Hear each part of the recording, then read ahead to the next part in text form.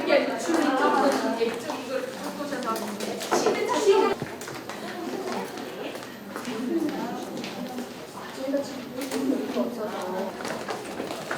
네, 오신 분 시는 이쪽 앞에 말고 저쪽으로 줄을 서주세요. 네네. 시에는 이쪽이 설명하셨습니까? 서명하신 분만 네. 네, 그쪽으로 시는 그쪽으로 드리면 되겠.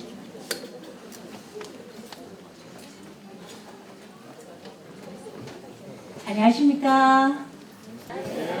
네, 반갑습니다. 대구시 복지정책과 복지서비스 팀장 강경입니다. 만나서 반갑습니다. 부디 오늘 설명회를 통해서 여러분들의 가슴속, 머릿속에 통합돌봄에 대한 열망이 좀 자리를 잡았으면 좋겠습니다. 시간이 바빠서 바쁘실 텐데 이렇게 많이 참석해 주셔서 고맙습니다. 아마 본인의 전담 업무는 따로 있고 지금 TF 구성되면서 이 업무를 통합돌봄이라는 얘기가 최근에 많이 이루어지고 있어요. 그래서 아마 과연 이게 어떤 내용인지 궁금해하실 수도 있고, 그래서 우리 시에서 오늘 전문가 한 분과 또 대전시 대덕구의 팀장님을 모셨는데 있는 여러 가지 복지 사업들도 일부 개편을 해서 통합을 해야 될 것이고, 또 가장 중요한 것들은 우리가 항상 얘기하는 전달 체계 이론화라든지 또 간소화, 아마 본격적으로 사업이 진행되면 다 완벽하기보다는 진행하면서 1년밖에 남지 않았기 때문에 그 내용을 들어보시고 궁금한 거 있으면 질문도 하시고 질문하실 시간이 있을지 모르겠는데 그런 시간이 되었으면 합니다. 오늘 바쁘신데 많이 참석해 주셔서 고맙습니다. 소개해 드릴게요. 국민건강보험공단 대구경북지역본부의 이영기 팀장님, 그리고 대구광역시 네, 낯익은 분들과 이렇게 인사를 나누고 여러분들하고 이렇게 시간을 갖게 돼서 너무 반갑습니다. 저희 연구센터는 보건복지부와 함께 이 통합 돌봄과 관련한, 특히 노인과 관련해서의 노인 돌봄과 관련한 부분을 앞으로 지역사회가 어떻게 개인 부담과 함께 같이 가게 할 거냐. 대한민국의 사회보장 재정 자체가 버틸 수가 없습니다. 그래서 할 수밖에 없는 과제이기 때문에 제가 유학할 때 일본이 20%가 되는 지점이었어요. 지난 10년간 제가 지금 일본 제도를 거의 한 20년째 들여다보고 있는데 20년간 일본은 벼랑 끝에 서 있습니다. 지역사회 중심, 그리고 어찌됐든 국민들이 원하는 내 집에서의 생을 마감할 수 있는 대한민국, 앞으로 남은 기간 동안 지금까지 해왔던 이런 일하는 구조의 변화를 만들어내지 못하면 상당히 힘들어질 것이다. 그래서 기존의 복지를 넘어서서 보건복지, 기존의 공공, 시군구 본청 읍면동을 넘어서서 포인트들만 좀 말씀을 드릴 겁니다. 이제 첫 번째 제가 말씀드렸지만 이 사업은 아까 1년 사이에 여러분들이 쓰는 생애에 다 쓰는 의료비를 다 쓰고 돌아가신 거예요. 근데 이게 과연 우리가 원하는 삶의 질인가, 노후의 삶의 질이 어떻게 해야 되는 건가에 대한 고민들을 최근에 제가 법 통과 이후에 지자체 단체장님들 강의를 좀 많이 하거든요. 단체장님들이 쭉 얘기를 들으세요. 시장님 집에서 임종 맞으실 수 있으시겠어요? 라고 제가 여쭤봅니다. 그러면 온만 상을 다 받아요. 제가 서울시 은평구 주민이에요. 그래서 특히 제가 은평구를 여러 가지 들여다보는데 제 중에는 이미 집에서 임종을 맞는 분들이 계시거든요.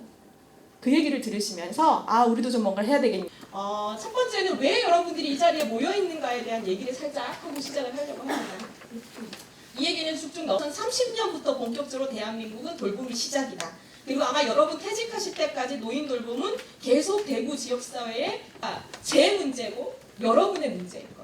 특히 대한민국의 45세, 40대 이상부터 걸리는 분, 지금의 우리의 정책이 지금 그럼 어떻게 되고 있는 건가에 대한 반성이 좀 필요하고, 결국에는 앞으로 계속적으로 이 부담이 늘 거기 때문에 결국에는 나중에 우리가 만약 집에서 임종을 한다, 아마 주위에서도 보시고 아마 여러분들 가까이서 보시니까 국가가 저는 최소한 깔아줘야 된다라고 생각을 합니다. 그런 의미에서 그럼 집에서 생활하신다라고 하면 내 두 발로 병원을 갈 수 있을 때는 대한민국만큼 의료 서비스의 접근성이 좋은 나라가 없습니다. 모시고 병원 가야 돼요. 아마 그러신 분들 많으실 거예요. 부모님 모시고 병원 가시는 분들. 근데 만약에 찾아오는 의사가 있다. 결국에는 의료 서비스의 접근성이 좋아질 수밖에 없겠죠. 그러면 기본적으로 찾아오는 보건 인력들이 있어야 돼요. 대덕은 대한민국에서 유명한 방문 의료 선생님들이 계시는 곳이에요. 그래서 이 대덕이 어떻게 하시는지 일단 한번 보시면 될 것 같고, 찾아가는 의료 그리고 건수가 뭐냐면 낙상이에요.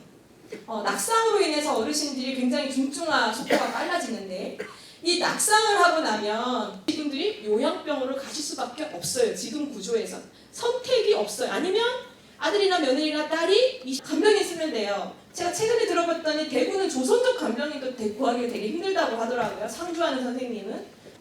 퇴원 환자 지원이 제도화가 돼야 된다. 그게 또 의료 측에서의 또 하나의 축이 돼야 됩니다. 장교양의 보장수도 늘어나야 되고요.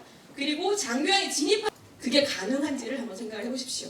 지금 저희가 하자는 거는 그 네 가지의 서비스가 어르신 중심으로 지역사회에서 돌아갈 수 있도록 하기 위해서는 무엇을 만들어야 되고 커버할 건지에 대한 종합적인 검토가 함께 가야 가능할 수 있다라고 하는 게 이 통합들봄의 앞으로 예산이 확보되면 이걸 더 늘려야 돼 라고 하는 전체적인 디자인을 할 수 있는, 왜냐, 장교양보험제도는 건보공단이 보험자예요. 그리고 장교양보험제도가 도입될 때 협업한다라고 하는 구조가 앞으로의 우리의 모델이 될 겁니다. 그 내용들이 이제 앞으로 이원화되어 있는 이 체계를 커뮤니티 케어의 로드맵에 담겨 있고, 26년 3월이 되면 법안 시행으로 인해서 이제 전국적으로 있어요. 대구 남구는 장애인을 했어요. 근데 사실 노인이 메인이었고 하다 보니까 이게 노인 장애인을 제가 볼 때는 이제 앞으로 계속적으로 성장하고 자기들만의 모델로 만들어갈 힘이 있지 않나라고 생각이 듭니다. 굉장히 중요하다라고 하는 결론을 내렸어요. 그래서 지금의 사회보장 정보 시스템에 여러 가지 지금 한참 복지부가 하위 법령을 만들고 있어서 아마 내년 초에는 아마 윤곽이 좀 드러날 겁니다. 그러면 지금 단체장님들도 굉장히 압도적으로 지금 밀고 나가고 있는 상황이기 때문에 앞으로 판이 어떻게 될지 모르겠어요. 여기는 지금 광주시장님이신 강기정 시장님의 동의안 1번이